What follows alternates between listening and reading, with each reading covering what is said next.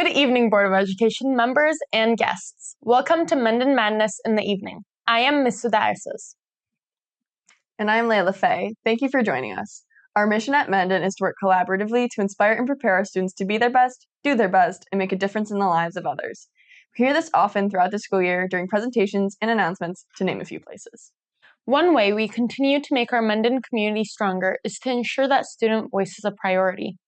Our administrators and teachers want to hear from us in large and small ways. For example, I sit on the instructional leadership team with 2 other students. There are students on every committee the school has, like the Social Emotional Committee and Health and Safety Committee. Our voices are heard in a way that impacts the direction Mendon is going in the future. In addition, we continue to work on improving our physical safety, social emotional safety, and instructional practices. When we think about physical safety, we can tie that directly to our capital project. For example, the next phase of our capital project will ensure that our science rooms will be modernized. Our social emotional safety is a top priority, and the school works hard to provide opportunities through student voice to ensure we have support. This year, we brought back the Sources of Strength training that helps students find the resources to get help through difficult times. Finally, with instructional strategies, our teachers are always providing authentic opportunities that allow us to push ourselves academically. At this point, we will send it off to Ms. Julian and Ms. Lynch to hear a little more. Good evening, and thank you for allowing us the opportunity to highlight Mendon High School this evening. As noted by Ms. Uday, student voice is extremely important in our learning community. This is why we chose to highlight and present to you this evening via Mendon Madness, which is our morning show. We have had a morning show for a number of years that was pre-recorded, but only ran on Fridays. This meant that for the rest of the week, we had the announcements over the loudspeaker. During that time, our students shared that they would like to have the morning show every morning. When Mr. Bell joined us a few years ago, we talked about the possibility of having a show that ran every day and was live based on what the students were asking for. With hard work on behalf of the kids and Mr. Bell, we made it happen 4 days a week because, well, we win on Wednesdays and there are no announcements. The morning show is directed and produced, written, performed, and created by students. They choose the content, when it airs, and what topics we feature.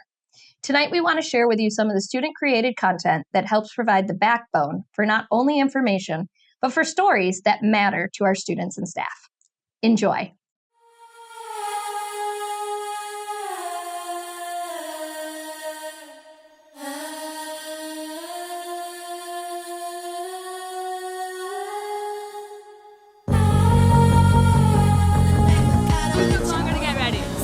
I did. Definitely Rose. Is there any song you're hoping that'll play? I'm 17, so I have to go with Dancing Queen.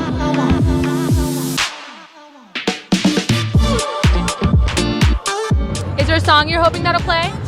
Flashing Lights by Kanye West. Any Justin Bieber song? Ninja by Young Thug.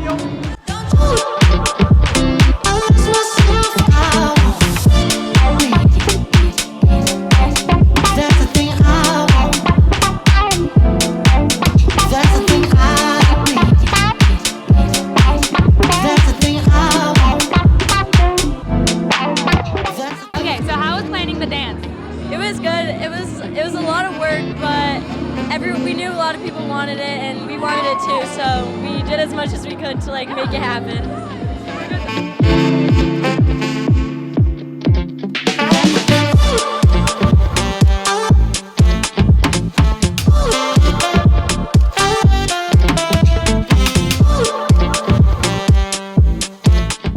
Okay, so were high school dances like this when you were in high school? Pretty much. With the homecoming dances, they were far more casual. This is very dressed up, and I love the enthusiasm. Why aren't you dressed? I didn't think it would be like this. Okay, so who do you think took the longest to get ready? Definitely Maudie. Yeah, Maudie. Me. Any reason? No.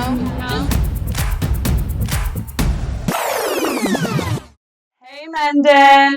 I'm Sarah Eichinger. And I'm Sofia Nusi Prado.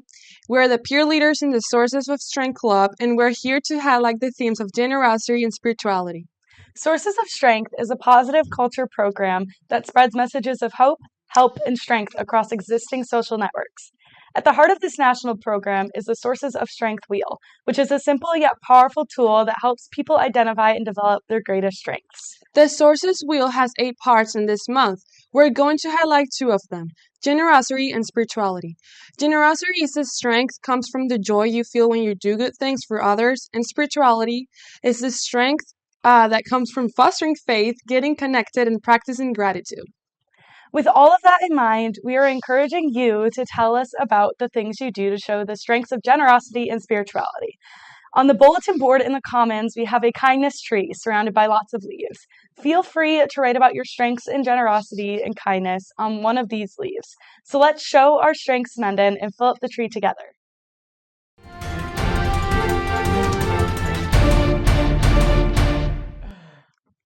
What's up, Mendon? Welcome back to Mendon Sports News. My name's James. And mine is Casey. And we have some big news this morning. This Saturday, the football team takes on Penfield in the sectional finals at SUNY Brockport at 7 p.m. This game is absolutely mandatory for everyone to attend. We need a huge turnout. This is the 8th time that the Panthers have made the finals, and they've never brought home the brick. Make sure to come watch history being made and get rowdy. Be sure to turn in your permission slips for the fan bus as soon as possible. The bus will depart from the teacher's lot at Mendon at 5:30, so get here around 5:15. To board the bus, you must have proof of a ticket, so buy your tickets before the bus leaves. The link of the tickets are in the Mendon Madness Instagram bio and on the story of the account. You can also get your tickets at gofan.com. The game starts at 7 p.m., so we will arrive back to Mendon at 10:15. The theme will be Navy Out.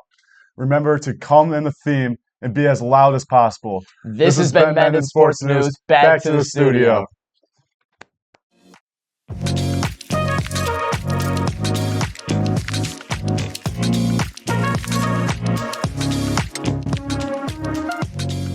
Who's a teacher you're grateful for?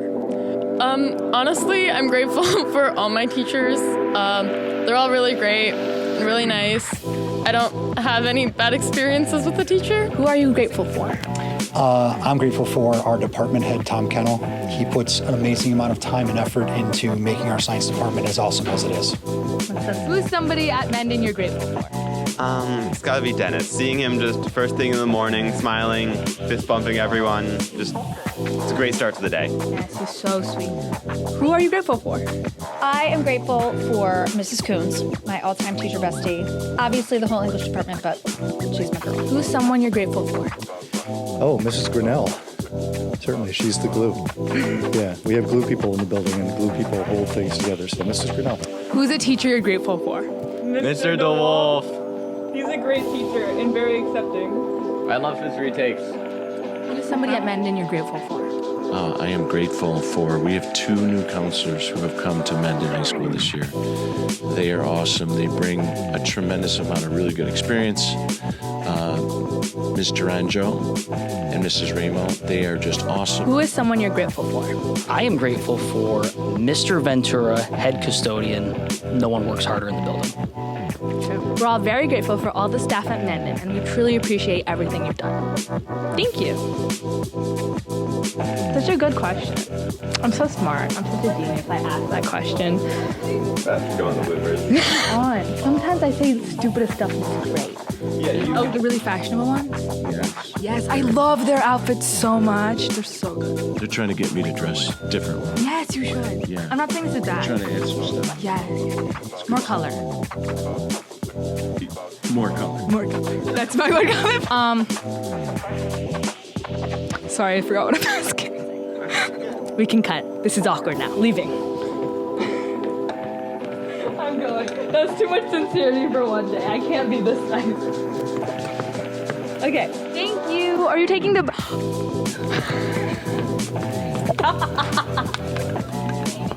I'm leaving. We hope you have enjoyed getting to see a little bit about what makes Mendon such a special place. Thank you for watching Morning Madness. Have a great day.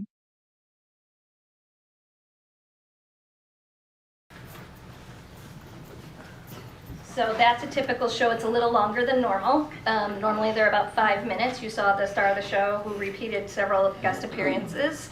and Masudi, who's part of our ILT, when we took our theme to our ILT about what do we want to showcase to the Board of Education, because that's where we often have voice of students, staff, and faculty, and want to make sure that we're highlighting what's the best things to show about Mendon. The Mendon Madness show came up as #1, as the top priority, because of, as you can see, this is our culture. All of those different segments. So you saw our homecoming dance that the kids put a lot of work and energy into. You saw the sports news that the kids rally around at different points. You saw the sources of strength, which we brought back this year, and are doing more work, as you can see, aligning our SEL committee with our ILTs and whatnot. And then you saw the end one was just around our gratitude, which is directly aligned again with the SEL committee and what we're showcasing for this year. So 4 clips, 4 different pieces of our community and our background. And we thought they really resonated with who we are as a learning community and what we're about. So thank you for the time. We really appreciate it. If you have questions, here to answer them. Melissa, that was great. Thank you to everyone involved. That looks like a lot of work putting that together, but it was very fun, entertaining. Does anyone have any questions for Melissa?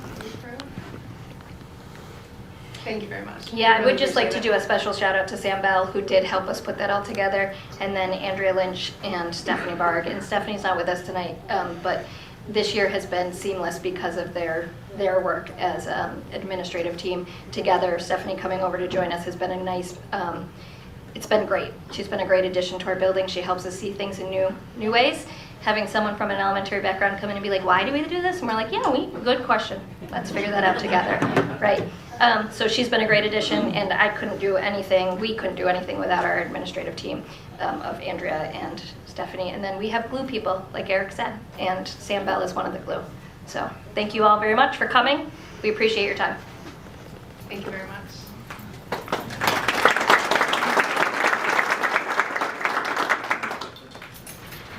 Up next, I'd like to invite Kristen Keller and Griffin Nerone to share with us about the Career Internship Program.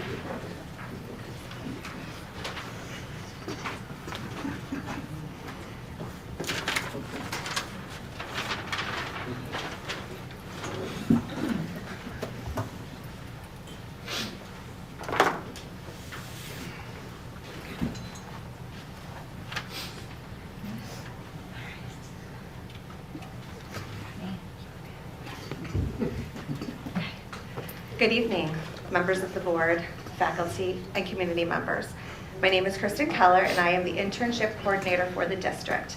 I am joined this evening with, Hi, I'm Griffin Nerone. All right, and we wanted to take this opportunity to talk a little bit about our career internship program. Our career internship program is designed for juniors and seniors that are interested in gaining real-world experience. It's an opportunity for them to connect real-world experience with classroom content. Our program is an independent study course open to juniors and seniors, which I think I just said, I'm sorry. Open to juniors and seniors that are looking for their real-world experience. Once students are interested in doing an internship, they meet with me and they work on an interest statement and a resume, and we work together to find a mentor that will be a good placement for them. Once they have their mentor, they must do a minimum of 40 hours of career exposure. It is much more than a shadow experience. It is in fact a structured hands-on learning experience. Additionally, students must do coursework in order to earn the credit. You will see in the booklets that I actually handed over to you, they all have a final report that they do, and any student that is off to college, that project goes as part of their application process, their packet that they send. They also get a letter of recommendation from me on behalf of the program. So it is kind of that little extra thing that some of the kids do because it is an independent study course. All right. So for a frame of reference, we had 78 students that participated in our career internship program this past summer. You can see the breakdown here. There's 33 from Mendon and we had 45 from Sutherland. We get about a handful of students that do their internships during the school year, but for the most part, our students do it during the summer just because that's when they have the flexibility in their schedule, as well as a lot of our mentors have more flexibility in their schedule as well. We are proud to partner with local organizations, non-for-profits, and government agencies, and we're always looking for more. So if anyone is sitting in here and wants to be a mentor or know someone who might be a mentor, please feel free to reach out to me at any time. But just so you know, our last cycle, we worked with 42 different mentors at 20 different organizations, and through those mentorships, we had a huge variety of students looking at different career fields. You can see here we had things like zoology and real estate and sports and construction and legal.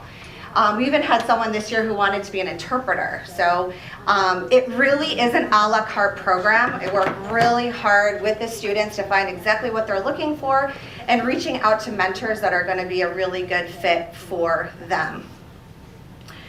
So one such mentor that we do have is Campus Construction, and so I do want to personally thank them for their support of our program. Our partnerships with our local businesses are really a key part to this program, and we really couldn't do it without those people, so I do want to say thank you. And Griffin is going to speak about his internship opportunity in a moment. But before I do that, just overall, the feedback that we get from our program is overwhelmingly positive. Whether it's from the mentors, whether it's from the parents or the students themselves. I meet with students at the end of their internship, which for the most part is typically in September when they've kind of wrapped up their internship, and they come back and they tell me all the different things that they've done. Some of them do things that I don't even know what they're talking about because they're in the medical field or they're in engineering or whatever, and they've learned new skills, they have new passions. They talk about how that really reiterated, this is exactly what I want to do with my career. And some come back and say, it's not really for me. And I tell them, like, that's okay, right? That's a really good learning experience. And let's be honest, how many of us did have a linear career path? So many students are asked to come on as part-time employees. Some are asked to stay on and do additional hours. I had one student who did over 300 hours for internship. So it's a gamut of things that you see from that, but I just wanted to, again, before on my final note, I wanted to say thank you for your support. You know, this is a really great program that helps our students be prepared for when they leave Pittsford schools. And now?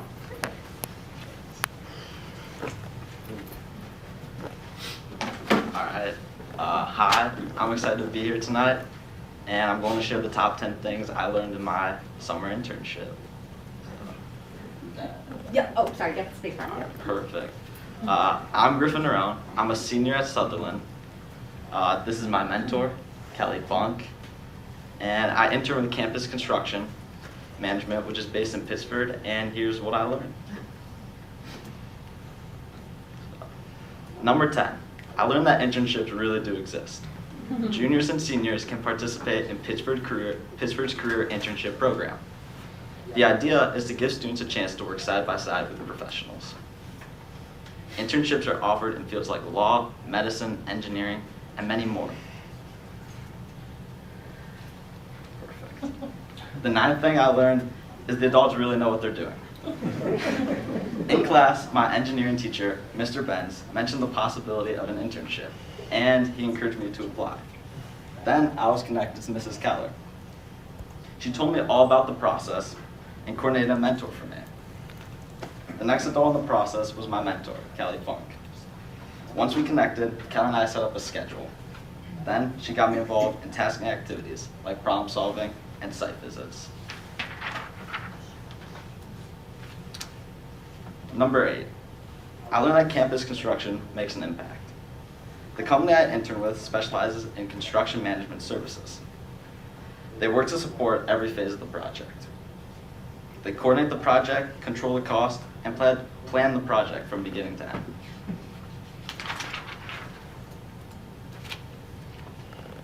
Number 7, I learned that school actually connects to the real world.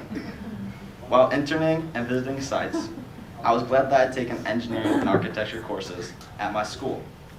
I was able to use what I learned in class and see how it applied to real construction projects.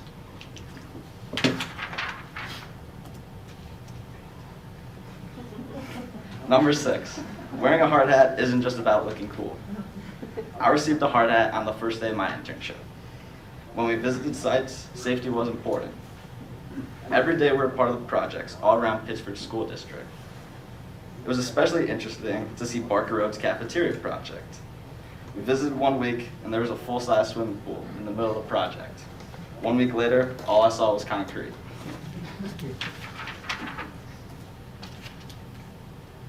Number 5, construction management is more than dirt and deadlines.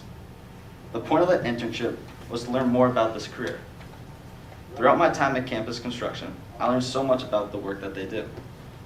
It's a combination of planning, budgeting, communication, leadership, and problem solving.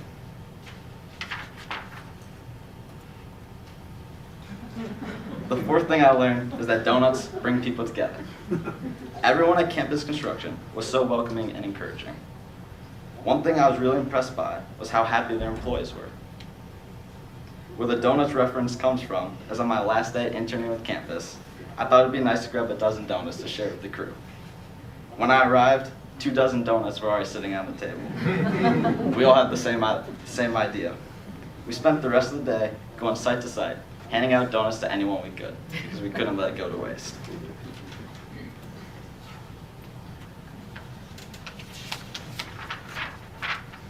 Number 3, mentors make all the difference. My mentor, Kelly Funk, was a critical part of my internship. She welcomed me, answered all my questions, and provided me with a variety of experiences. Also on the team were Glenn and Scotty. They were a huge help, always there to explain new topics. Glenn had so much experience in the field that he loved to share with me. And Scotty would walk me through his daily tasks as a project manager. They've been great supports to me, even after the internship ended. For example, Kelly wrote me a letter of recommendation for my college application. And she went to one of my soccer games to see me play. I learned how important real professional relationships are.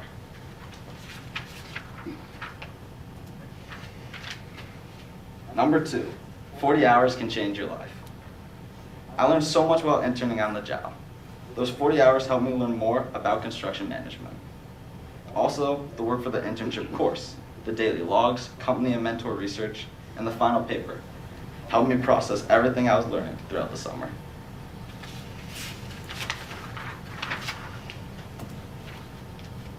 And finally, number 1, I learned that the hard hat fits. This internship was extremely positive for me. I was able to learn so much through hands-on experiences. I worked with an amazing mentor and team, and now, thanks to this internship, I know exactly what I want to do in my future. I plan to pursue a degree and career in construction management.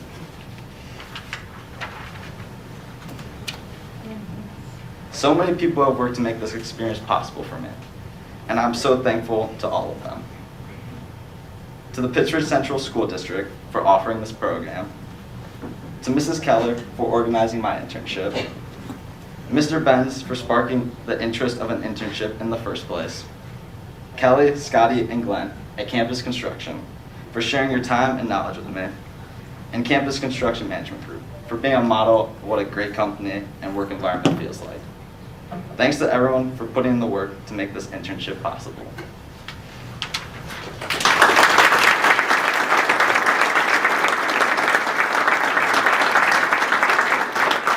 Does anyone have any questions for either one of us?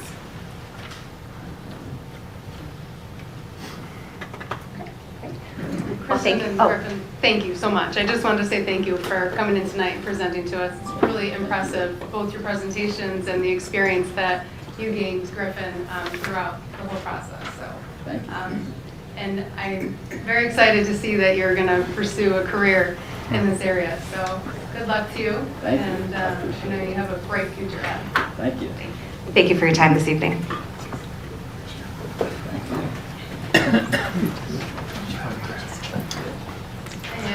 And moving on to our 2026 capital project presentations from our friends at SEI.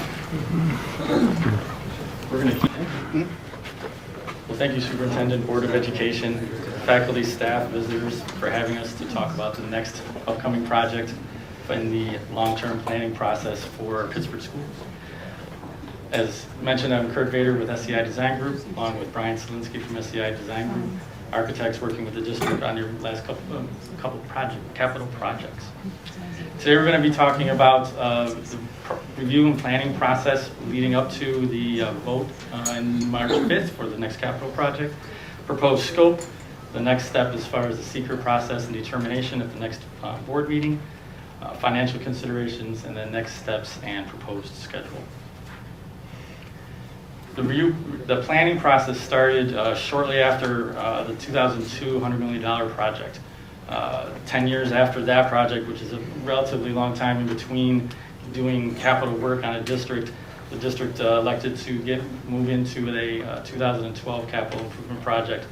This included the new tracks at Menden High School, Southern High School, the infrastructures at the Menden High School, and that complete HVAC renovations, roof replacements, roof coatings, Allen Creek upgrades, elementary school upgrades. With that momentum and the success of that project, the district started looking ahead to long-term planning and started investing into the next steps of maintaining the district's buildings. So in 2019, there was a capital project to do roof replacements and coatings. In 2021, a $6 million project for generator replacements, LED light replacements, ventilation upgrades. In 2023, which is the project you're in the middle of now, is the Calkins Road Middle School renovations, the Menden High School renovations and additions, along with infrastructure upgrades. As you can see, there's kind of a theme going with there is a academic infrastructure or academic project followed by an infrastructure project, followed by an academic project, followed by an infrastructure project. Kind of your buildings are similar to your houses. Your houses need maintenance, these buildings need maintenance just on similar routine basis. And you're utilizing the state aid from New York State and your local shares that are banked away allows the buildings to be consistently upgraded and renovated. So from 2002 to 2023 are those running projects. From 23 moving forward, there's a planning process for the 2026 project, which we're going to be talking about tonight, which is again into that infrastructure heavy, roof replacements, systems upgrades, mechanical systems, lighting systems, and generators. Between the two, you'll notice that there are many more smaller dots between the 2002 and 2023 versus the 23 moving forward. Those smaller dots are what state calls capital outlay projects. This is where the state allows and actually prefers that districts do up to $100,000 worth of work each year. Typically, a capital project, you'll be maximizing your maximum cost allowance, which is the amount that each building has a value associated with. Once that money is spent, that regenerates every 5 years, so you're in that 5-year planning process. The $100,000 projects are a mechanism to allow districts to maintain a small project every year. So we're capitalizing on that, and we're on the district's on their second one right now and planning for the third one. In this long-term planning process, the district has already reviewed and looked at their finances and scope using the building condition survey, which is a survey of every single building that has to occur every 5 years. The licensed architects, engineers have to come out and review every nook and cranny, if you will, of each building. They assess the life expectancy of those items, including just classrooms in general, all the way through systems and roofs, and then assign a value to what that replacement cost would be. That report is given to the state so that they have an idea of what kind of aid ability and funding projects that are going to be coming down the pipeline as far as they start putting their budgets together. And then the districts and the architects and engineers use that report to generate the next levels of projects. Kind of crept into that cycle. So in that project cycle, there are 2 rings. The outside ring is the current capital project and planning process that we're in right now. So in the top right-hand corner is when we started with the building condition survey in 2021. Then we started using that information to put together the capital project for 2023. There was a community vote in 2023. It started design in 23-24. As we come around the bottom left-hand side, we're into design and submission to SED for permitting. And then in 2024, 2027 is construction. The inside circle is that next step. As you're in the middle or working through your construction project, each capital project's roughly about 5 years worth of time frame, which is how they get their 5-year VCS. You've got a year of pre-ref or pre-design, a vote. Upon a successful vote, a year of design, up to 6 months of permitting, and then up to 3 years of construction. When you're into that construction period is when you want to start having that discussion about that next project, which is where we are now. So in that top right-hand corner where we are in that red hatch, that green dot is where we are now. We are in the middle of construction, and we want to talk about that next level of, that next layer of construction and that next project coming down the pipeline.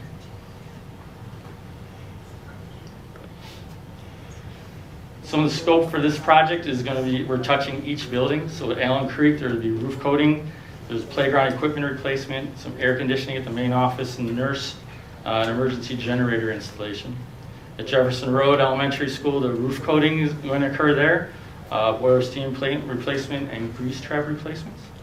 At Mendon Center Elementary School, the PA system replacement, similar to what was installed at Jefferson Road. That plan is to bring that PA system to each building through the next couple projects. And then water backflow prevention system replacement is going to occur as well.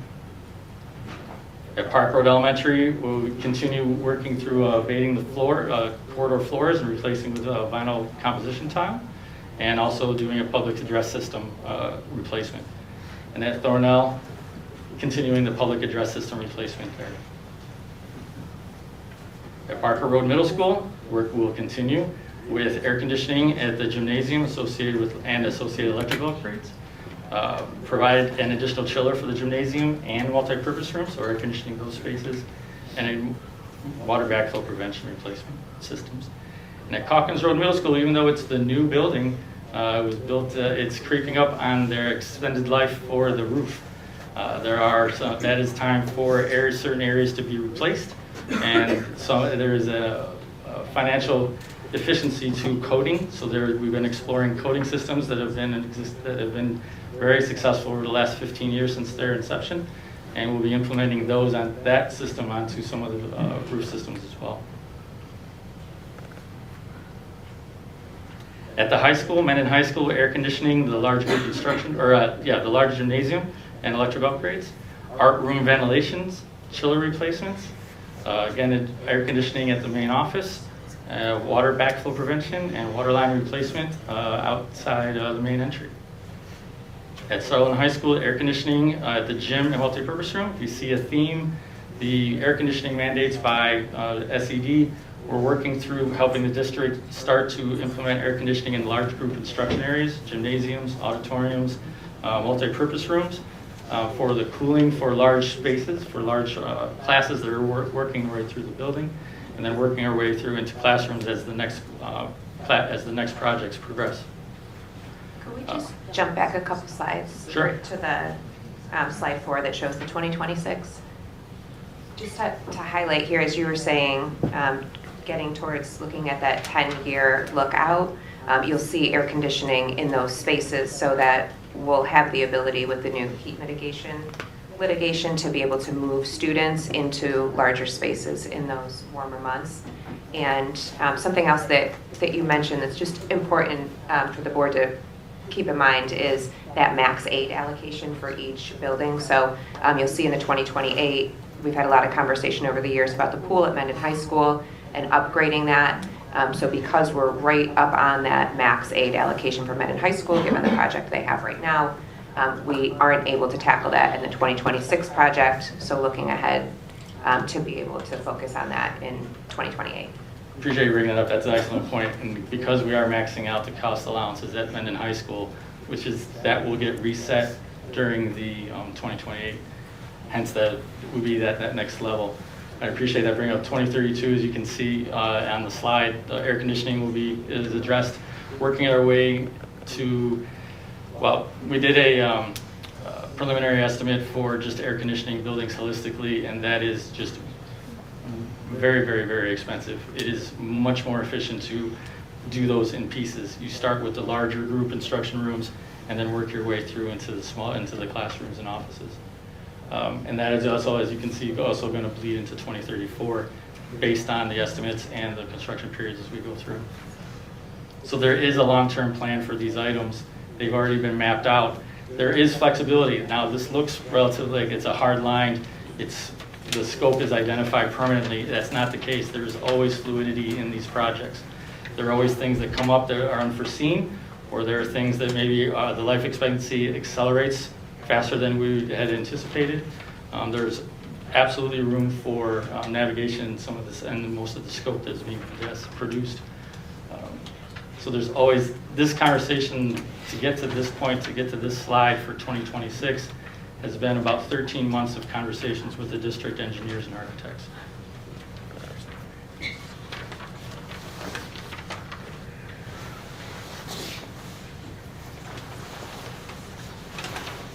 So the next steps. Next step in the process, during those 13 months of talking with the district architects and engineers and teachers, faculty, and staff, we come up with a project. That project is going to be brought to the attention of the voters on March 5th. Working backwards, that legal step that has to happen is the SEQR, the State Environmental Quality Review Act.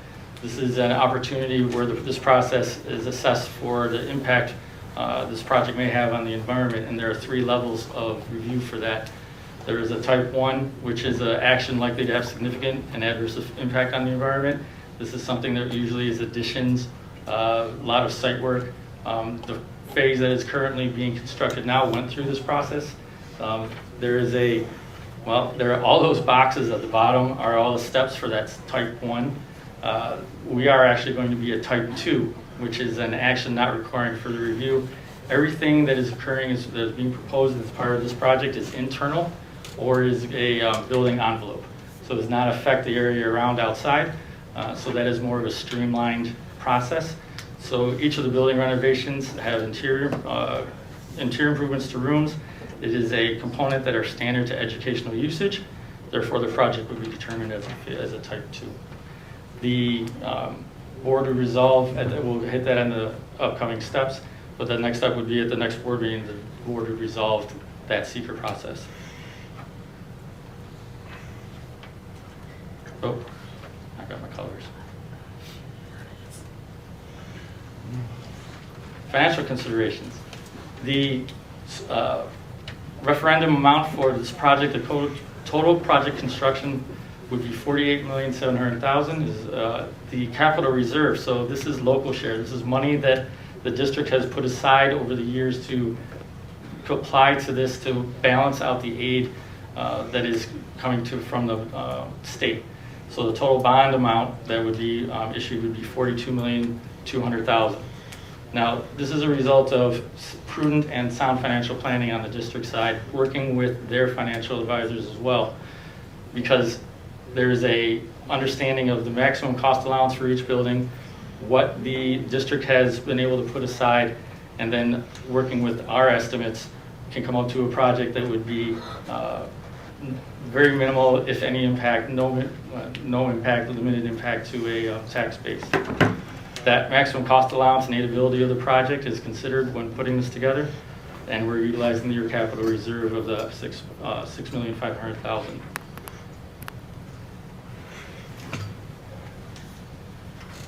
The idea, the big picture here is that those projects that you saw, those blue circles leading up, you took a bond out on.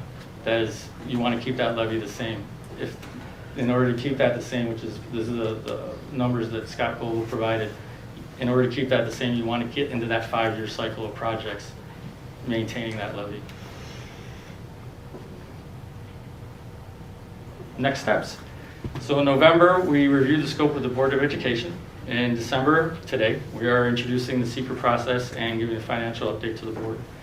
In January, the board will resolve, do a board resolution to determine SEQR, and also do a voter referendum language for the project, including the scope. In January also, there will be a Capitol Public presentation at Calkins Road Middle School, happy hour, where we'll be doing a similar presentation to introduce scope to those and answer questions. And then there is a constant capital campaign being produced with mailers, postcards, leaflets that has started starts tomorrow and will be in mailboxes and continues on the 17th, 22nd, all the way leading up to the week before the vote. And then the proposed vote is the vote will be March 5th. Well, the proposed vote, because you're going to resolve that next meeting.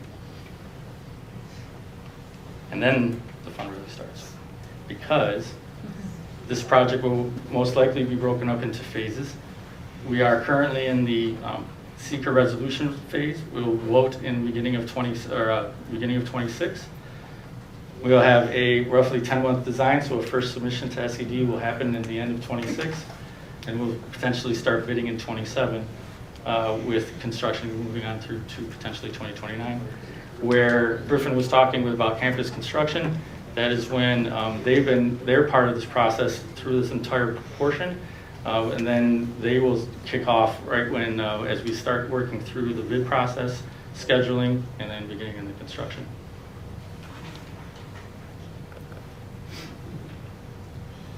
Any questions? So just to be clear, January 27th is Power Hour, not Happy Hour. Oh, did I say happy hour? Happy Hour you have to go to after the Power Hour. Potato? I don't want to start any rumors. Sorry about that.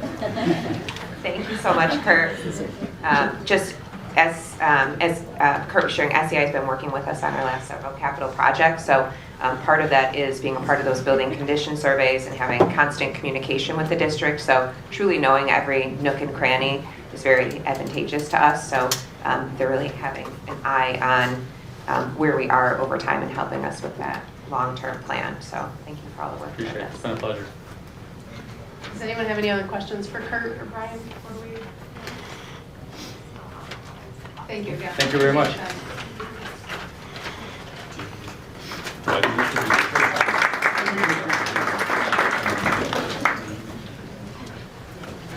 Can I please have a motion to approve the minutes from our November 4th, 2025 meeting? Thank you, Emily. Thank you, Renee. Any edits? All in favor? The motion carries. Thank you. Moving into our Board of Education reports, you have the list in front of you of our upcoming meeting dates. Does anyone have any reports to share at this point? Kim? Yeah. So I participated in the info exchange on November 12th, or actually on the 8th, November 12th. It was all about lockdown drills. It was really interesting.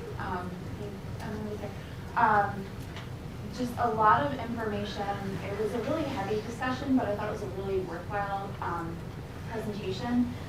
Interesting to me was the presenter had basically approached lockdown drills from a scientific approach, trying to gain evidence so that we have an evidence-based approach to how the schools do lockdown drills. 98% of U.S. school districts do the drills. We should have some research. So she conducted training and drills with one district over many years to compare pre-training, post-training, performance, reactions. It was just really interesting. I will share the presentation once I don't think it's available yet. But it's really worth taking a look. But overwhelmingly, the conclusions were in favor of lockdown drills and the benefits to districts. So I look forward to sharing that as soon as it's available. It was really great. Yeah, if I could just add, Jackie, our presenter, was somebody that I had seen at the NISWA convention last year and was just very impressed by everything that she had to share. She has a very unique perspective to school tragedies and lockdown drills. So I thought she was great. I'm glad that we got to hear her experience at the county level as well. Thanks, Kim. I also appreciated that a lot of it was about how safe students and adults would feel after the very specific sort of way that she implemented these lockdown drills went, and it actually made the kids and adults feel safer than they did before the lockdown drills, which I think is something a lot of us sort of worry about. That's really great too. Thank you for sharing that. I just have a really quick update from the Legislative Committee, if I could. Last month, MCSBA met with New York State Budget Director Blake Washington. We were very lucky to have Mike Vespi join us for the call. He actually led the discussion for us. we offered our suggestions on how state aid could be adjusted to benefit our Monroe County area schools more effectively. And one of my biggest takeaways from the conversation was hearing from Mr. Washington that healthcare is the primary focus of the upcoming state budget for reasons which I'm sure you can all understand. But that's also why we want to make sure that we're doing everything that we can from an advocacy standpoint to keep public education at the forefront. So it was nice to hear that, and we can kind of look to see ways that we can boost our own advocacy efforts to make sure that public education is getting our fair share in the next budget. Moving on from that, we do hope to meet with a member of Blake's team, if not Blake himself, when we go to Albany in February, March timeframe with Monroe County School Board. So we do have that opportunity now as we look to keep that partnership going with him. We will call upon them again at that time. Also last week we met with Congresswoman Tenney's office, and our message to Tenney's representative was simply that we want to ensure that nothing is lost as things shift around from the federal education department and things are moved into different departments. It's really important that we maintain all of the programs, services, and funding that we currently have. And just trying to stress that point that we want to make sure that that is the case. And then yesterday we held our annual legislative Zoom day. We had all 12 of our state legislators represented between our two sessions. And we gave an overview of our legislative priorities for this year in preparation for our legislative breakfast on February 7th. So that was a very successful day. It's the second year that we've had this new format, and it seems to be going over pretty well. So I'm excited about that. And any other reports from Monroe County School Board Association? All right, then we will turn it over to our students for our student Board of Ed reports, please.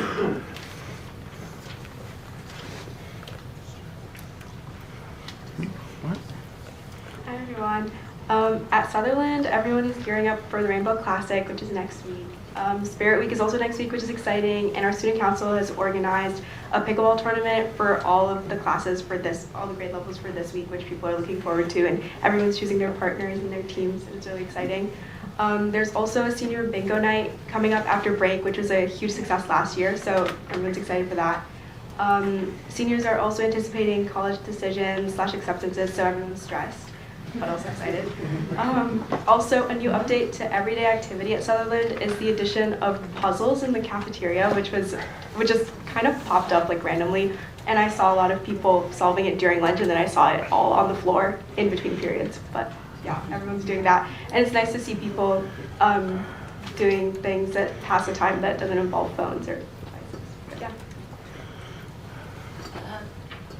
Over at Mendon, I want to touch on 3 points, but concerning sports, winter sports have started up, and we're also getting ready for the Rainbow Classic, and everyone's super excited. Also, something that a lot of people mentioned for me to share was there was one day when there was a lot of snow on the roads, and in the morning as a lot of the students were driving to school, it was a little bit dangerous, I will say. I don't know, a lot of people wanted me to mention that like the traffic that day was also really, really bad. I don't know, that's like an update. And then with classes, class load has been definitely increasing as we get into the point where we have breaks and then school and then another break, and like in between breaks we're getting back into the rhythm of things, but then also there's a lot of tests and kind of a stressful environment, but it's going pretty well. Students are handling it quite well. So yeah, that's it. Any questions for our student members? Can you talk a little bit more about how the no device policy has been going? Love to know, like, since last time we talked about it. Yeah, I'd say the phones is probably like the least of everyone's worries. Now it's just really like dealing with laptops and how old they are, especially because seniors, we've had ours for like 4 years, so they're like the oldest of the bunch. So it's just kind of dealing with that, like everyone's are dying and no one brings chargers and it's a mess. But the library is always really helpful, and I know Mr. Puma was talking about getting like charging stations for different classes so that there's like multiple chargers available for people. But yeah. For us with the device policy, I'd agree. I don't think I've seen issues really being a phone, and I think people are really settling into it. it's a lot more lively, like during the school day and between classes. With computers, I mean, they're slow. Internet's kind of hard to connect to sometimes, but I feel like we're working around it and we're working with them pretty well. Thank you for the feedback, and those are all things we can work with, so I like it. It sounds very positive as far as cell phones go, so I'm excited about that. And we will certainly pay attention to the weather. That's a concern for us as well. We'll keep an eye on that. I think it's going to be a busy winter weather-wise, so I know that our new superintendent here is excited to call her first snow day. Thank you both. Appreciate you. Our dates to remember: December 22nd through January 2nd, schools are closed for winter recess. January 8th, we'll have our board visit and tour at Sutherland High School. And then January 13th will be our next regularly scheduled board meeting. Moving on to our financial report. Mr. Hassel. Good evening. My stuff's not nearly as exciting as all that. Sorry, a lot of items tonight. First, for your consideration tonight, is the Treasurer's Report for October 31st, 2025. Things to note: real property taxes in the amount of approximately $67 million were received.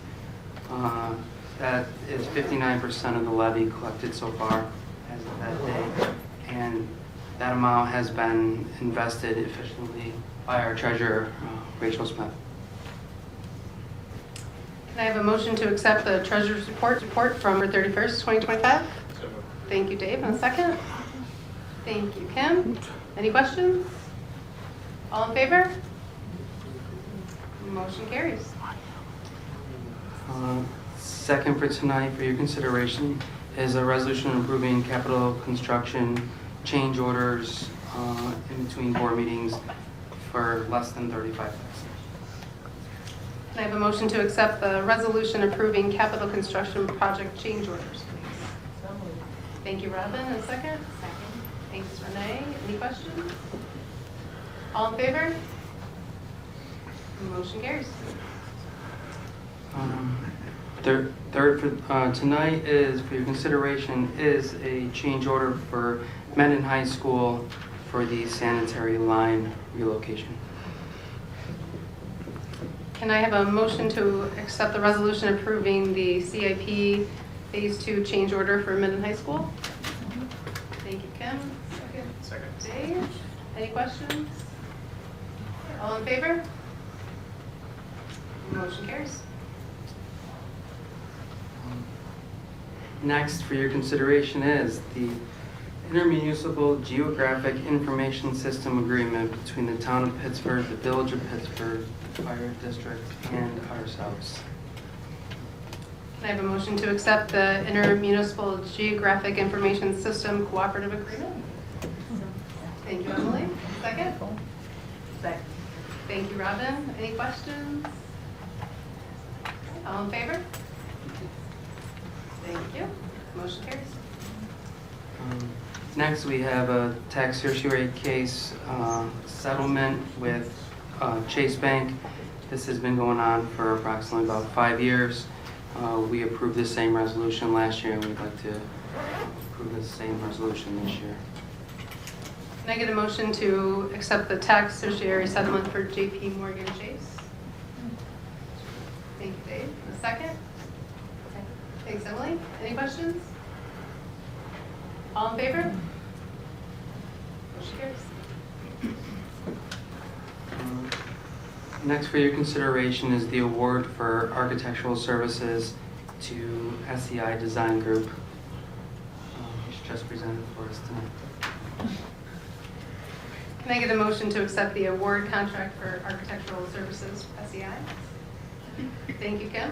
A second? Second. Thank you, Dave. Any questions? All in favor? Motion carries. Next for your consideration is the award for the construction management services for campus construction moving forward for campus project management. Can I get a motion to accept the award contract for construction management services? Thanks, Renee. Second. Thank you, Robin. Any questions? Okay. All in favor?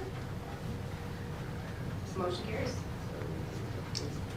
Next for your consideration is the declaration of scrap equipment in the food service. It's a reach-in refrigerator to dispose of. It's of its useful life. As they do. Thank you. Can I get a motion to accept the declaration of scrap equipment for food services, please? Thanks, Kim. And Renee? Any questions? All in favor? Motion carries. Next for your consideration is the declaration of scrap equipment for 3 trucks to go along with our vehicle replacement plan. Can I get a motion to accept the declaration of scrap equipment for OMS? Excellent. A second. Dave, any questions? All in favor? Thank you. Motion carries. Next for your consideration is the approval of the pilot program purchase of GPS equipment for buses. It's 10 units, and this approval is so we can then subsequently submit to state ed for transportation aid. Can I get a motion to accept the approval of purchase of GPS equipment for buses? So moved. Thank you, Robin. And a second? Thanks, Kim. Any questions? Really quick. Sorry. So you said this was aided? Mm-hmm. So, all right. Yes. So will we spend? We'll get back in aid in the subsequent year. Got it. Okay. Thank you. Any other questions? All in favor? Motion carries. Next for your consideration, as Kurt mentioned earlier about the capital outlay project, we put out bids for this year's project, and they all came back higher than the $100,000 threshold. And so this is a resolution to reject all of those bids and to rescope it. Can I have a motion to approve the capital outlay project bid? Thanks, Emily. A second. Kim? Any questions? All in favor? Motion carries. Last for your consideration is the longest one. The intermunicipal agreement between Monroe County and Pittsford Central School District for intermunicipal grant funding agreement resolution for food waste diversion pilot program. Just one thing real quick. This is a resolution to approve a change in scope.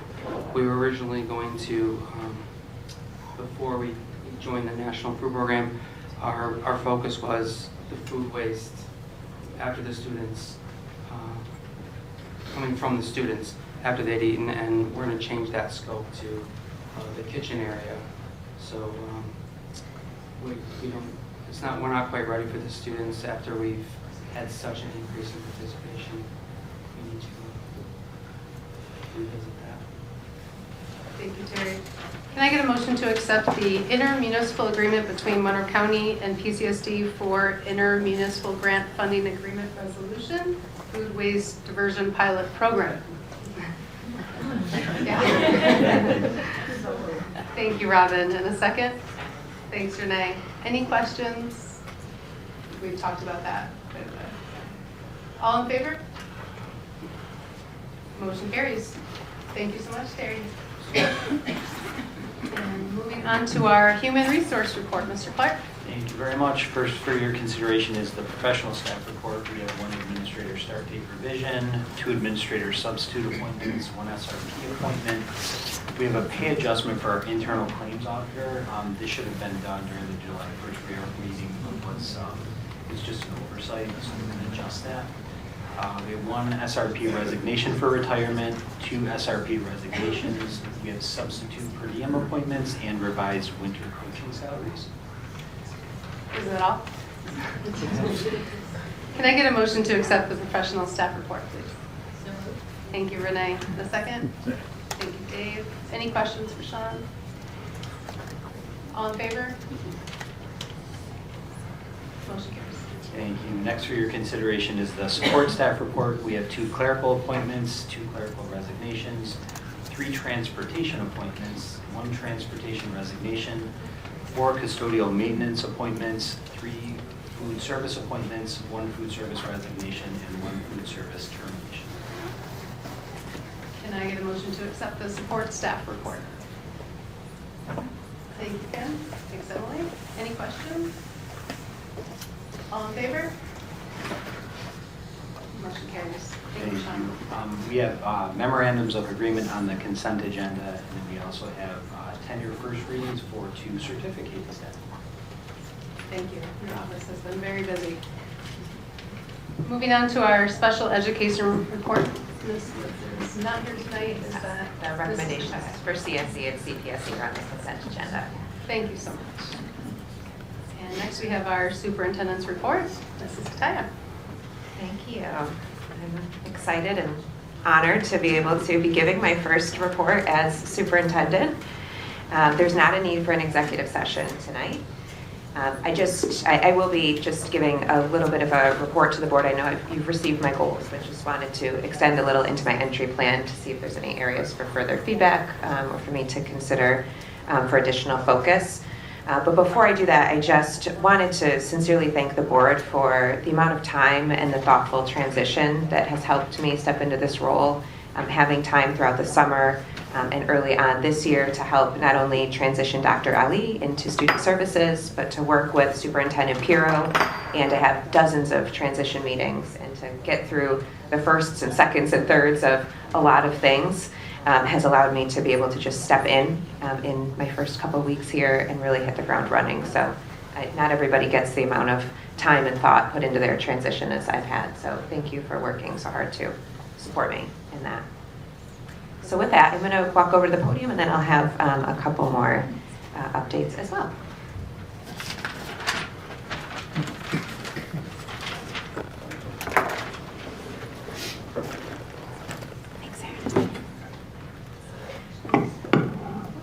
Right, so you do have my goals, but I wanted to just in phases just kind of share out my thinking around what that would look like for this mid-year transition into the superintendency. So you'll see the priorities broken down in each phase into my key priorities, which are visibility, strategic planning, moving into the future, and our budgetary planning. So this first phase, I know we've talked a lot about, and again, you've given me the opportunity to really get a head start on this, but that's really listening, learning, establishing presence, being able to build relationships, and have individual one-on-one conversations. So in terms of visibility, I've been able to be in our schools, hosting some meet and greet opportunities. I've had a lot of individual meetings throughout the summer and the fall with community members, with all of our district leaders, our collective bargaining agreement leaders, teacher leaders, and our legislative leaders as well. And we've even been able to have them come in for a tour to get to know our schools a little bit better. And of course, being able to host a power hour early this year to be able to get just more voice. And really those conversations have been around what are the things that are sacred that we do here in Pittsford that we don't want to lose? What are the short-term things that from people's perspectives need to be addressed in the short term? And then what are the longer-term things that we should be keeping an eye on? In terms of strategic planning, really we're in the place right now of just reviewing where we are with our strategic plan. We've been able to work as a central office team to be able to gather some data. We're starting to work with a group that's going to help us gather some of that data. We'll be hearing a lot more about that in the coming months, but really having someone neutral who can come in, take all the data that we have, qualitative and quantitative, publicly available information and the things that we house internally, and be able to look at what are the strengths, what are the weaknesses, what are the gap areas that we really want to focus on when we look toward a new strategic plan. And then, of course, we've had a lot of conversations about the budget. We're coming into budget season here. I can't thank Terry Hassler enough and Scott Coville, who have answered lots of my rookie questions and have sat down with me on multiple occasions and making sure that I am up to date. Being at the OACM meetings with SEI and campus and seeing what's really happening day to day with our capital projects has been really invaluable for me. And then just being able to review some of the different themes that we've had over time in terms of our budget gaps and things that we know that we need to prepare for moving forward into budget season. So the next phase really is going to be about looking at what those short-term goals are and making sure that our communication is really aligned in terms of our leadership teams. So continuing to be in schools regularly. I've been able to schedule monthly meetings with all of our building principals, which has helped me immensely to be able to just sit down, understand what everybody's current challenges are, be able to walk the buildings, and just being more and more present. And then continuing to work with the Student Superintendent Advisory Committee. That group has been wonderful. I've had a couple meetings with them already. The last one we actually talked about what types of things would they like to see in a strategic plan. So in 5 to 7 years, when they are no longer in the district, when they come back, what would they want it to look like? And we kind of backwards planned a little bit. So what are the types of questions we want to ask our students now to get at moving forward with moving towards their vision? And then again, in terms of strategic planning, our next steps would be looking at some review sessions of the data that we're collecting. Some of the things that you'll hear coming up, there is a survey actually being created right now for students, staff, and families that will help us, once it's released in the month of January, to give us some more qualitative data around where our community sees the district, where everything from connectedness, from our building culture, our academic achievement, so that can help us and we can have lots of community voice. As we ultimately create a team, we'll have a large representative team, a steering committee, we'll call it, this spring, including board members, to be able to look through that data and help really summarize for the community and be really transparent about what have we learned throughout these 4 or 5 months, and then how can we use that to help with our planning moving forward. And then again, we'll be starting our zero-based budget planning reviews coming up for our budget session, so we'll be working on those very soon in our central office team meetings. And we've already started working specifically with our district planning team and our building leaders around what are some reallocation measures, what are some reductions that may need to be made. As you know, we're in a place where we have about $1.5 to $2 million in reductions that need to be made this year and likely next year.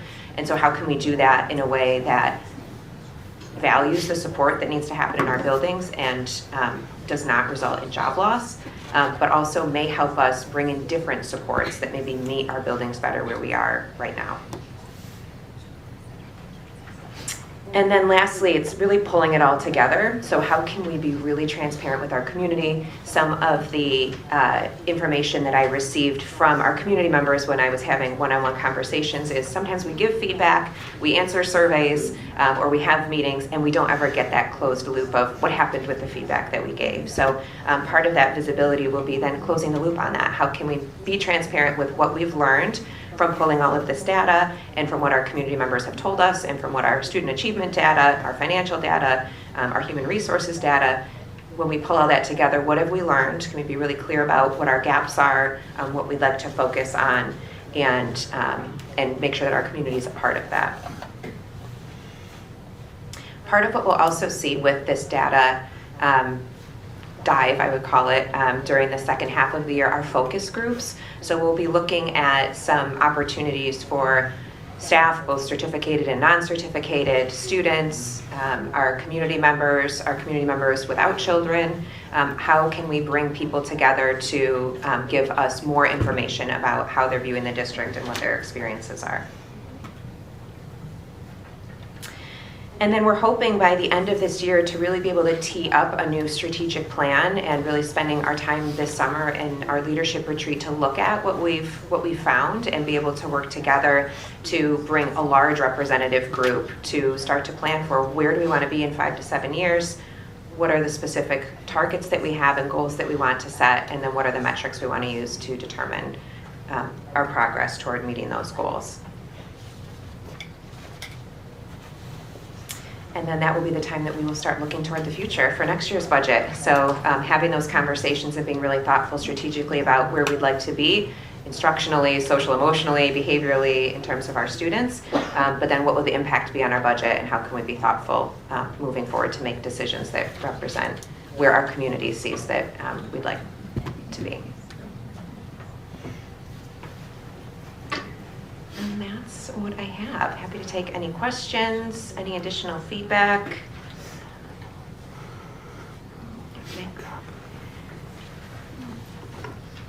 So I'm just curious as to what your building walkthroughs look like. How are they similar or maybe different from what we do once a month when we go into the buildings? I'm just kind of curious as to what you're looking for, what you're doing there.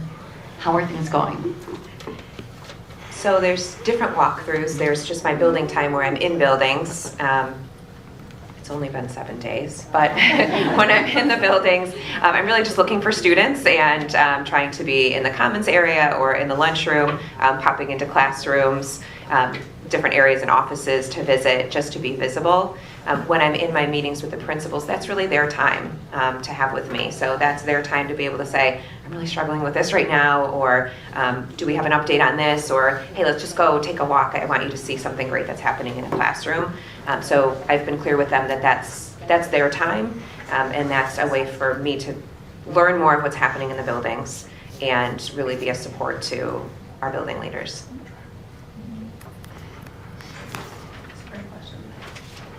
Anyone else have a question for Well, thank you so much. We appreciate having this and having the time ahead to review it with you, and we look forward to next steps.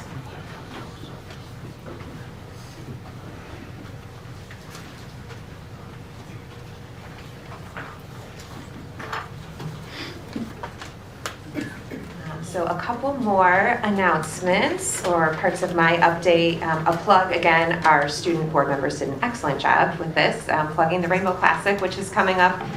Digital tickets are available this year. There was a letter that went out from my office on Monday with a link to that, but it's also on the homepage of our website. So we're really excited. This is the 25th anniversary, and Rainbow Classic is a great way for our students to be able to show a lot of school spirit, but it's really a lot more than that. We've raised over $700,000 for the Golisano Children's Hospital since its inception, and so it's just a great community engagement event. So we encourage everyone to go. You can also donate if you can't make it, so go ahead and visit that link. And we want to give a sincere thank you to PTSA, who has given $10,000 to support Sources of Strength. $8,000 was from a contribution through their Cultural Arts Fund, and an additional $2,000 to support that program, which we heard so nicely about in our Mendon High School presentation tonight. And one last just update for the board. I wanted to follow up from our November board meeting. So we had several folks speak about the Shin Shanim program. It's part of our relationship with the Jewish Federation. So wanted to update you on where we've been from that meeting until today. To give you a little bit of background, we've had a partnership with the Jewish Federation since I think about 2017. Right? I think I saw Monica here somewhere. Yes. And there's 3 parts to that program. So we have the Teacher Bridge program. So we have teachers who travel from Modi'in, Israel over to our schools. And the idea is that we then have teachers who could travel over to Modi'in, and we have a sister school program there, and we have cross-curricular connections and abilities to be able to work together. There's also a student exchange program. You may have seen a letter come out recently looking for host families, so if anybody is interested, we have a group of students coming over from Israel, I believe late February, early March. And that is really about the students having cultural experiences here in Rochester. They visit our school, Brighton schools. They have just some experiences at places like Niagara Falls and the Strong Museum, and we have some great teachers who are helping to organize that exchange. That takes place, it's about a week, 7 to 10 days, that exchange. And then there's the Shin Shanim program. So there are delegates that come from Israel. They defer their military experience to do community service, and we are partnering to be able to have the Shinshanim come into our schools. They work with our teachers to find lessons that would be appropriate given what the curricular pieces are, and that's been going on for several years as well. Right now we have that program at Thornell Road and at Barker Road. So that program is already underway. Part of what we wanted to do first was invite those folks who spoke at our board meeting last month to be able to just come in and have a further conversation to understand their concerns about the Shinshanim program in particular. But we also were able to meet with our partners at the Jewish Federation and talk about all of the programs and just our commitment to help during a time when, although we don't want to be political, there's a lot of political things going on that are potentially causing harm for different folks within our community. And so I think we're all on the same page that we want to help our programs continue to grow and have a positive impact. And so that might mean that we just are flexible with each other and continuing to meet and talk through how do we do that in a way that isn't causing or exacerbating any harm that members of our community, particularly those that are Palestinian, may be feeling. And so we had a great meeting with the Jewish Federation just last week. We are committed to continuing to work together and make sure that we're communicating back and forth and being able to see what's happening within the programs more. So we have our administrators that are going to be kind of cycling through the Shinshanim presentation so we can see what's happening. We can be a support to the Shinshanim presenters as well as our teachers. And we'll continue to, throughout this year, just support those who are in the buildings. And then just today, we ended up having that meeting with the folks that spoke at the board meeting last week. Our student board members came and were great representatives. Our district social worker was there as well. We've also reached out to the Islamic Center of Rochester to see if there were any different supports or information they could provide.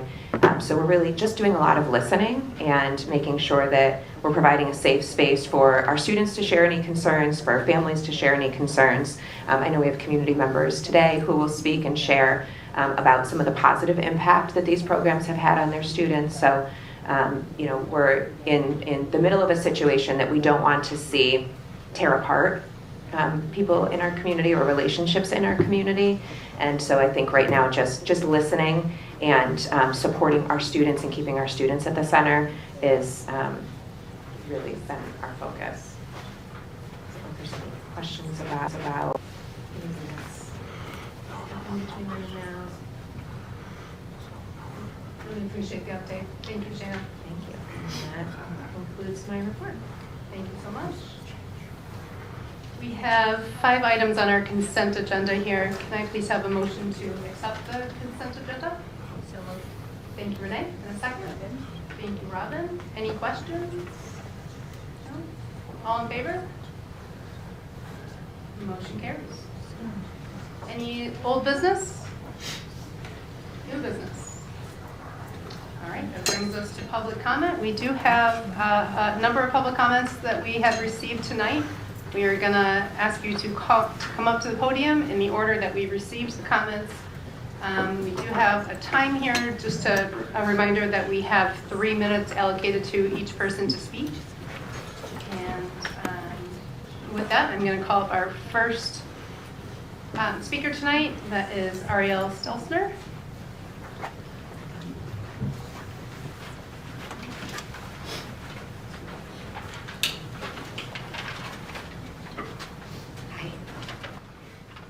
Good evening. I'm Ari Stelzner, a 2006 Sutherland grad. Growing up here, I was always aware that I was one of the only Jewish students in my class. When my family moved back in 2020, I was relieved to hear how much Pittsford had grown, more diverse, more inclusive. But recent conversations about canceling the Israeli cultural exchange make it clear we're at risk of moving backward. And that's why I'm speaking tonight. Because now, raising my own children here, I see how quickly their environment shapes their sense of belonging. Jewish children in Pittsford are watching closely. They're trying to understand what is welcomed, what is questioned, whether they truly fit. My oldest is in 2nd grade at Jeff Road. She notices when the bus runs on Rosh Hashanah and she doesn't get on. She asked her librarian for a book on Hebrew. There wasn't one. When she learned her classmate was Jewish, it was the very first thing she told me when she jumped off the bus. That moment of belonging stood out because it is still rare enough to feel extraordinary. And I still question whether her wearing a Hanukkah skirt to school is worth the risk. She is also aware of realities most children never have to consider. The security guard at her siblings' Jewish preschool, the large boulders outside her synagogue that aren't decorative, but barriers meant to stop a car. I don't share this for sympathy. I share it because it's true. For Jewish families, safety, security, and belonging are daily considerations, and our children absorb that long before we ever want them to. And while Jewish children are watching closely, they're not the only ones. Every single child in this district is learning from what they see, learning what difference looks like, and who is embraced. Every single child benefits from exposure to cultures beyond their own. That is how empathy is built. That is how communities grow stronger. That is how we prepare our students for the world they're inheriting. Canceling the Israeli cultural exchange doesn't protect students, it limits them. It tells them that discomfort outweighs learning, that avoiding stereotypes is easier than challenging them, and that closing doors is safer than opening minds. To be clear, we need more cultural exchange programs, not fewer, whether Israeli, Muslim, French, or from any community that helps our students see the world more fully and thoughtfully. Lastly, eliminating the Israeli program sends a damaging message to Jewish kids and to all kids. It suggests that Jewish identity is unwelcome, unsafe, and not worth learning from. That is not who Pittsford is. That is not who we should become. This is a defining moment for district leadership, a moment to choose education over fear, connection over division, and clarity over silence. Our children are watching closely, and what they see now will shape how they view the world. Thank you.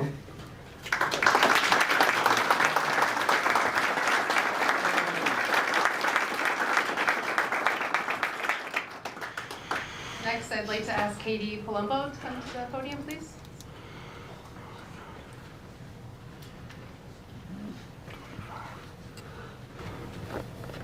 Hello, my name is Katie Palumbo, and my children attend Thornell Road Elementary School. I am here to share my strong support for the continuation of the cultural exchange program that partners with Israeli students and educators. My daughter was in 4th grade and participated in this program last year through Mrs. Stevens Oliver's class, and it quickly became one of her most meaningful parts of her school experience. Sorry, I don't like public speaking. The lessons introduced every 2 weeks brought genuine curiosity, thoughtful discussion, and a window into a culture my daughter would not otherwise have had the chance to learn about.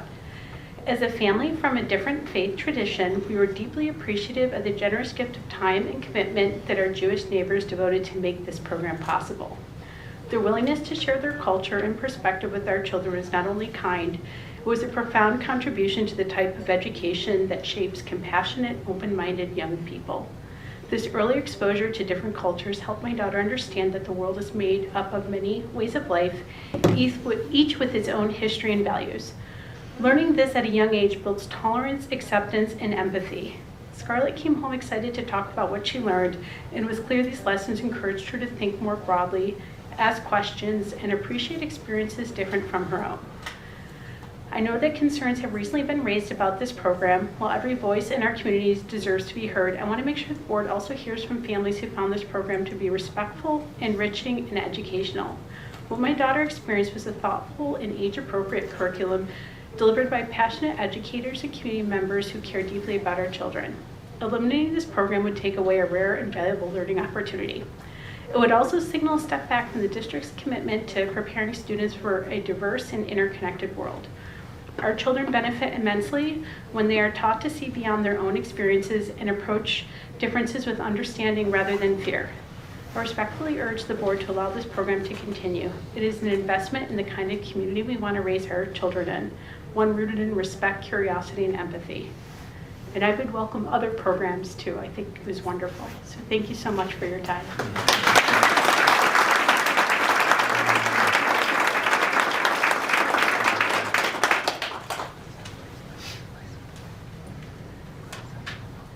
Thank you, Katie. Ari Goldstein.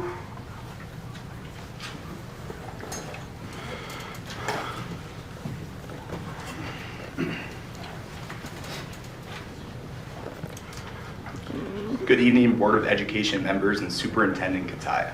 My name is Ari Goldstein. I graduated from Pittsford Mendon High School in 2024, and I'm currently a student at the University at Buffalo. I wanted to speak tonight because the Shinshanim program played a meaningful and lasting role in my experience growing up in this district. The Shinshanim are young adults from Israel who spend a year volunteering in our schools and becoming a part of our community. For many, that meant conversations in the hallway, joining friends to watch Bills games on Sundays, and building real friendships that extend far beyond school walls. Their presence here had a real impact on us all. One moment that has stayed with me happened when I was downhill skiing at Hunt Hava. I saw a group of Thornell Road students run up to Sheleg, our Shinshanim that year, like she was a local celebrity. They knew her because she had been in their classrooms reading with them, teaching them songs, and connecting with them on a very real level. That moment showed me exactly what this program creates, authentic relationships that truly stay with students. Since 2022, my family has hosted 3 Shinshanim in our home. I did not just get to see the program from the outside, I experienced it every day. We shared meals, told stories, and learned about each other's lives. They became like older siblings to me, and those relationships had a profound impact on how I see the world. I also had the opportunity to introduce them to my friends, many of whom had never met anyone from Israel before. Watching genuine friendships form and stereotypes simply fade away through conversation showed me just how powerful this program can be.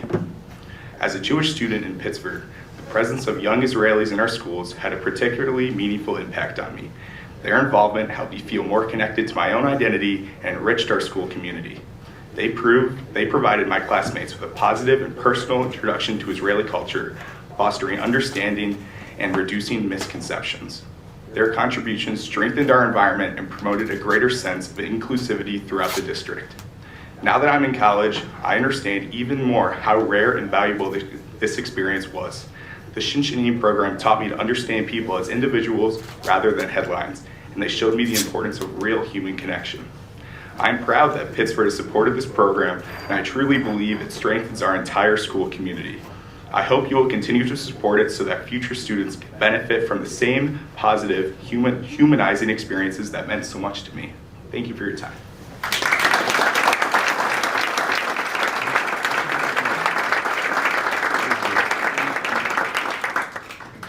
Thank you, Ari. Kate Goldstein.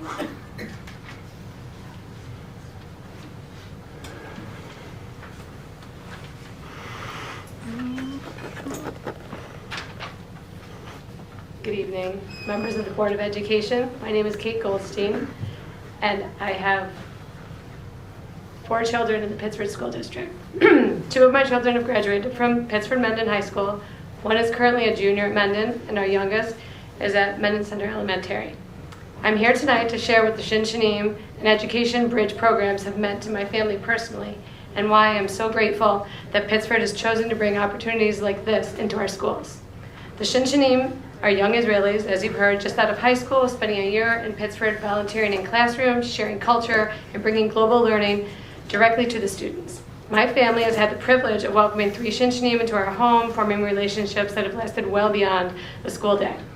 At Barker Road School, the Shinshanim helped teach water conservation lesson by comparing U.S. and Israeli water use and introducing strategies like drip irrigation and desalination. The students built model irrigation systems from plastic bottles, and very quickly the topic became personable and relatable rather than just abstract. This is a perfect example of how the Shinshanim program adds depth to curriculum by making learning tangible and memorable. Teachers later shared that students asked thoughtful questions and retained the lesson, showing how Shinshins turn information into a lived story and enriches classroom learning in a way that traditional materials just cannot. My family has also participated in the Education Bridge Student Exchange Program 3 times, which connects Pittsford students with peers and teachers in Modi'in, Israel. During their 10-day visit, the Israeli participants stayed in our home, experienced American high school life firsthand, and visited Pittsford classrooms where they shared what school is like in Israel. One evening, my daughter and her friends sat with the visiting teens, laughing as they compared routines from substitute teachers to lunches and campus freedom. The Israeli students were surprised by how structured our day is, while my daughter was fascinated by the independence teens seem to have in Israel. Moments like that show how students learn to see the world with curiosity rather than distance through relationships that make another culture seem familiar and real. The Shin Shanim and Education Bridge programs have been deeply meaningful for Jewish families like mine, but their value extends to students of every background. Connecting with someone from another country, hearing another language, and learning from someone with a different life experience builds cultural understanding, friendship, and real-world learning across the district. These programs do not take away from academics, rather they enrich them by bringing global context and human connection into our schools. I am truly grateful that our district invests in opportunities that broaden students' perspectives and deepen their curiosity. Programs like these help our children grow as learners and global citizens, and I hope Pittsford continues to support them for years to come. Thank you for your time and consideration.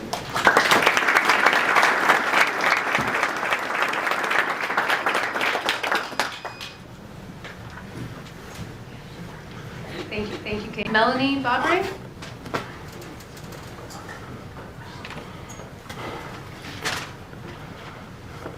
Hello, my name is Melanie Bobry. I am a Pittsford graduate, the daughter of a Pittsford graduate, and a parent of current Pittsford students. For 3 generations, this district has shaped my family, how we learn, how we connect, and how we understand the world.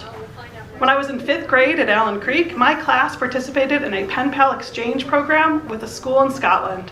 For 2 years we wrote letters, and then our pen pals came to Scotland and stayed here, and then our 5th grade class traveled there and stayed in their school and in their families' homes. That exchange was the first time I truly understood how big and varied the world is. I learned about different classrooms and traditions and ways of seeing life. But more importantly, I learned that real human connection can bridge any distance.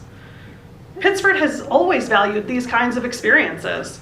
Our district has a long history of global engagement, including student travel opportunities to Spain or France through our language programs. These trips help students understand that language and culture are living, breathing parts of someone's identity. They're not just subjects in a textbook. The Shin Shanim program continues that tradition in a remarkable way.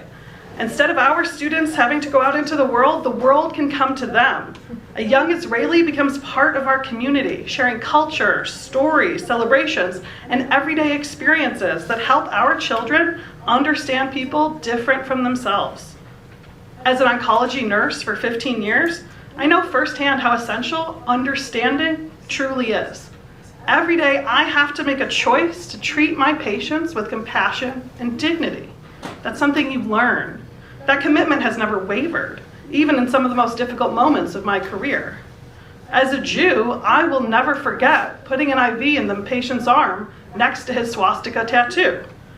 But I had a choice that day, and I had to care for this person. Part of that came from my education in Pittsford, learning to care about others. The more we learn about others, the better we become at recognizing humanity. It becomes easier to respond with empathy rather than fear, and curiosity instead of judgment. That is what the Shin Shanim program cultivates in our students. It helps them listen and learn to ask questions and understand people with different backgrounds and beliefs and life experiences. At a time when the world feels increasingly divided, this program gives our children something incredibly powerful. That ability to build bridges with others. As someone whose life was shaped by an early cultural exchange, as a nurse who knows that compassion is a choice we have to choose to make every day, and as a parent who wants my children to grow up into empathetic and open-minded adults, I believe deeply in the value of this program. Supporting the Shin Shanim program means supporting Pittsford's long-standing commitment to global connection, understanding, and human dignity. Thank you.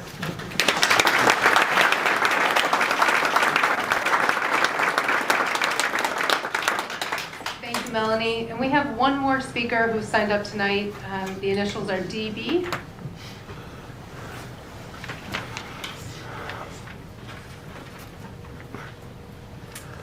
Thank you, Board of Ed, for inviting me to speak tonight. And I stand here before you tonight because I love this town. I grew up here and I had the warmest, most caring, nurturing teachers I could ever have asked for. Starting in Allen Creek Elementary School, through junior high school, through Sutherland High School, those teachers nurtured my childhood dream of becoming a writer. And I will never forget them. But my mother and my younger brother saw a different side of Pittsford. This was 50 to 70 years ago. In 1955, my family tried to build a home on Country Club Drive. But the builder stonewalled my mother, and then she was told the truth. Jews were not wanted on that street. My brother also was bullied. My younger brother was also harassed, bullied, shoved, pushed, and called all sorts of names throughout his schooling. In 7th grade, it was the worst. He remembers that the boys used to call him names like, his name is Julian, but they would call him Jewian. And they did terrible things to him.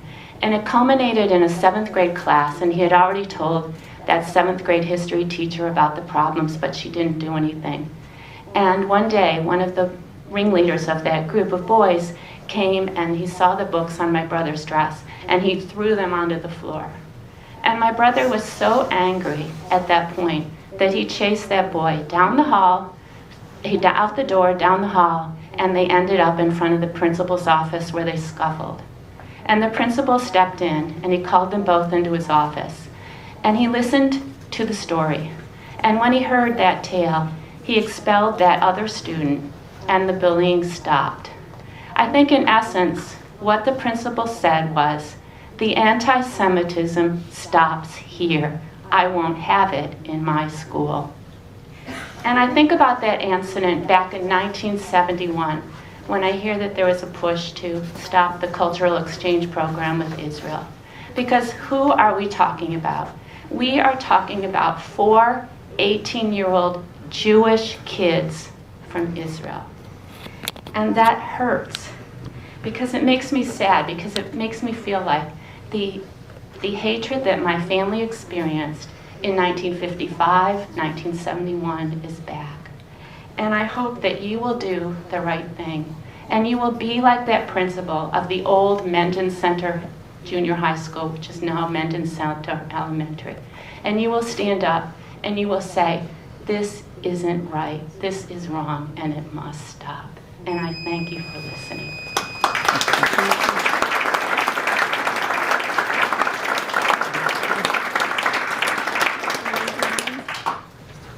Take a minute to thank everyone who came to speak tonight. We really do appreciate it. We understand the sensitive nature of the topic being addressed here tonight. We hear your comments, we are listening, and we remain committed to our core values, which includes a supportive environment for all. So thank you, and thank you for speaking in a very respectful manner. It's greatly appreciated.